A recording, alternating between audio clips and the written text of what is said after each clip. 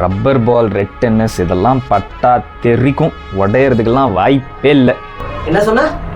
உடையறதுக்கு வாய்ப்பு இல்லைன்னு சொன்னேன். ஷாரா? இது எவ்வளோ டெஸ்ட் கோத்ரூ பண்ணிச்சு தெரியுமா? எனக்கு இன்னொரு பேர் இருக்கு. கொஞ்சம் அங்கே பாரு கண்ணா.